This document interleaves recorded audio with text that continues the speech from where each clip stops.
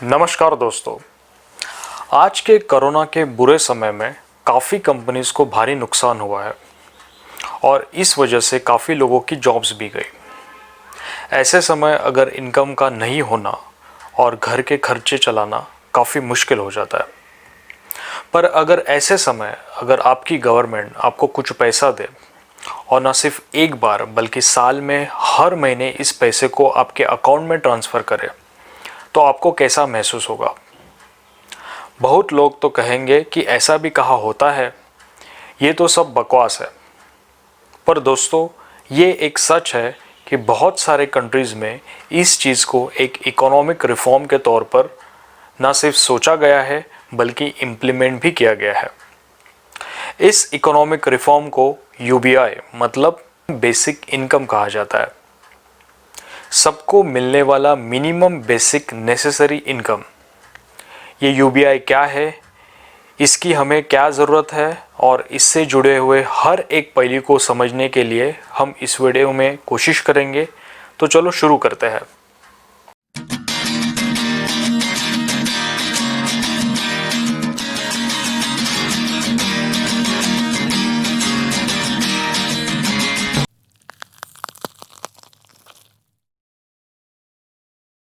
सबसे पहले ये समझना ज़रूरी है कि ये यूनिवर्सल बेसिक इनकम है क्या। ऐसे क्या हुआ कि गवर्नमेंट सोचने लगी कि हर एक सिटीज़न के अकाउंट में एक फ़िक्स अमाउंट को हर महीने ट्रांसफ़र किया जाना चाहिए। इसका सबसे पहला और मूलभूत जो कारण है वो है पॉवर्टी डिस्ट्रेस को कम करना और उसी के साथ जिस तरीके से over a period of time job losses हो रही है उससे होने वाले नुकसान से लोगों को बचाना। एग्जिस्टिंग एग्जाम्पल्स को देखें तो factory workers, bridge toll collector और चेकआउट कैशियर यहाँ पहले से ही रोबोट ने ह्यूमंस की जगह ले ली है।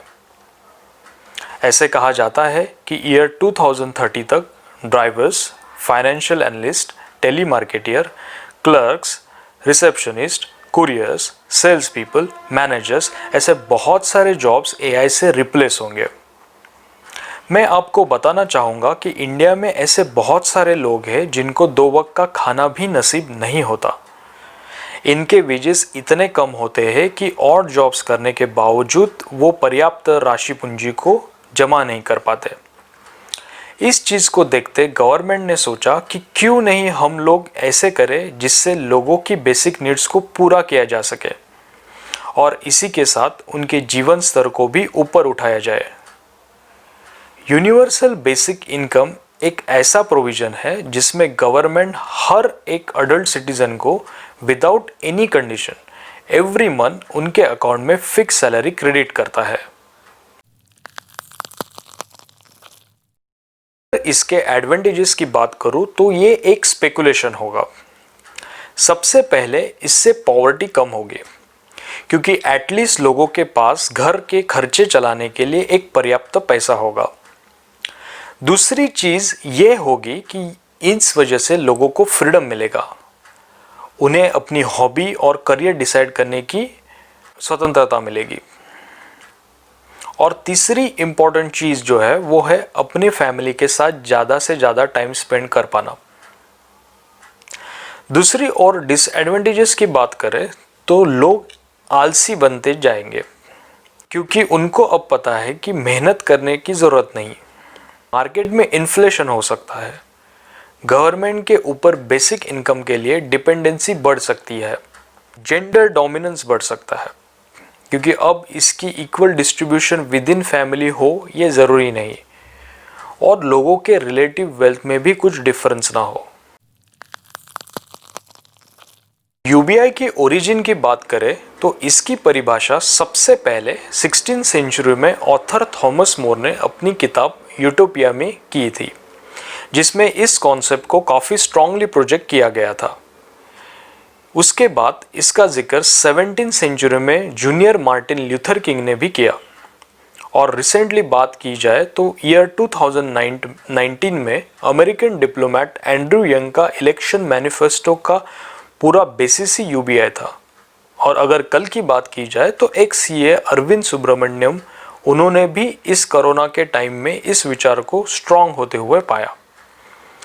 इसी के साथ बिलियनियर्स और टेक एंटरप्रेन्योर्स का भी इस चीज़ को काफ़ी सपोर्ट रहा है, फिर वो फेसबुक के ओनर मार्क जकरबर्ग हो या फिर टेस्ला के सीईओ एलॉन मस्क।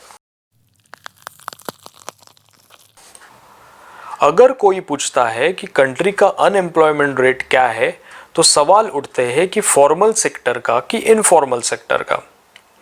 इस बड़ी पॉपुलेशन कंट्री में एक चीज़ का प्रॉपरली रिकॉर्ड रखना काफ़ी इम्पोर्टेंट है। इसीलिए सीएसओ और एनएसएसओ को काफ़ी स्ट्रॉन्ग डेटाबेस बनाने की भी यहाँ ज़रूरत है। सेकेंड इम्पॉर्टेंट जो चीज़ है वो है, अगर हम इस सब्सिडी या सोशल वेलफेयर प्रोग्राम को रिप्लेस करते हैं या फिर इस बीच का एक ऑप्टिमम मिडल निकालते हैं, तो ये सोचना ज़रूरी है कि इसको मकसद से इम्प्लीमेंट किया था वो मकसद भी पूरा हो सके।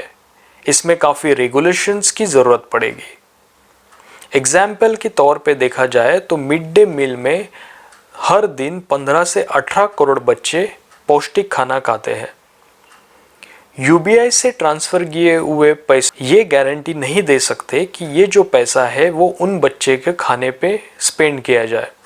और इसको समझते वर्ल्ड बैंक ने इंडिया को इस चीज़ को फेज बाय फेज इम्प्लीमेंट करने की भी सलाह दी है। तो दोस्तों, ये था यूबीआई के बारे में मिस्टर हाउ टू का विवरण। उम्मीद करता हूँ कि ये वीडियो आपके लिए इन्फॉर्मेटिव थी। अगर आपको इस तरीके की और वीडियो देखनी है तो कमेंट बॉक्स में ज़रूर राय दें। अगर वीडियो अच्छी लगी तो लाइक और सब्सक्राइब करना मत भूलना। हम मिलेंगे अगले वीडियो में, तब तक देखते रहिए मिस्टर हाउ टू। शुक्रिया।